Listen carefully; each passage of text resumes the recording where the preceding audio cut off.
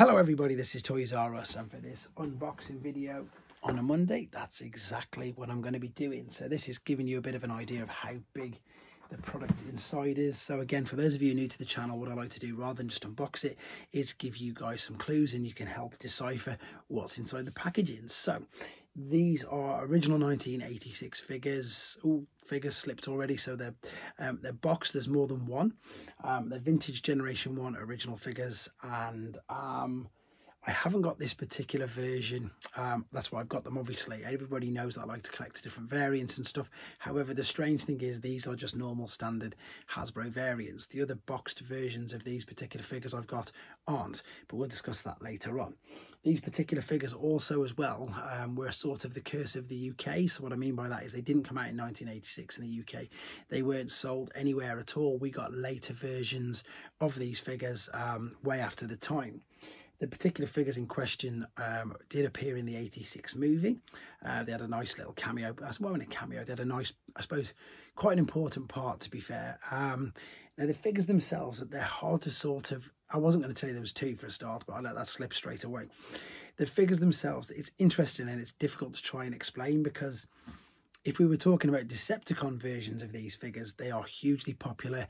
There's way more issues of these down the Generations toy line. If you were a Decepticon, multiple issues and reissues of this particular style of figure. Whereas the Autobots, now I think you may be guessing what sort of figures they are. There's not so many at all. They really are quite scarce. I'm thinking of Cybertron, sorry, the War for Cybertron 1. And now I can only remember one of these having a version in War of Cybertron, not the other one. The other thing as well is that, again, I think that the two of them had not generations, they had like BotCon or Collectors Club versions of themselves.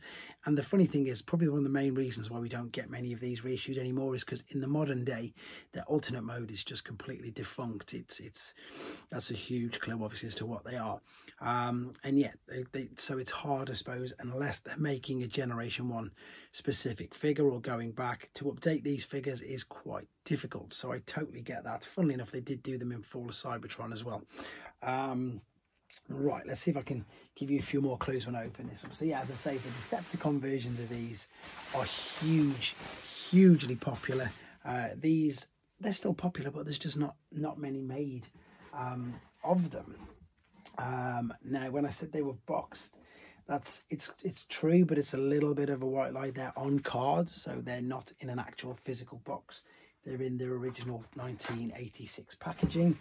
And I think a little bit of a clue is, an even bigger clue, and I have to say huge thank you to Tim Banerjee, because I got these from him, and these are, again, huge reseal. So I'll show you how good it is in a second. However, I've just had a second thought. I'm pretty sure that one of these particular figures is getting a reissue in the retro line this year. I'm pretty sure he's getting a reissue there. As for the other ones, who knows? Fingers crossed. But I'm pretty sure, as I say, he was released very late on. In fact, he was in Kingdom. One of them was in Kingdom, and in fact, he came with the figure that makes more use of him than anything else. So I completely probably messed all that up, but hopefully you've got the gist and got the idea of what it was. Without giving too much away, it is, of course, the Cassettes, Eject and Ramhorn. And as I say, so this is original vintage packaging, kept incredibly neatly from whoever owned it. Tim Banerjee managed to get hold of it, reseal these to the card with the gold, and it's beautiful, to be fair. And the ironic thing is, I've got a Chinese reissue version of these sealed, so I'm going to be able to do a video showing you the differences between the two, and of course just a full collection showcase on these. So there you go, guys. Let me know if you got it in the comments. Don't write the figures down, just write the time that you got it, and thanks for playing along. Take care.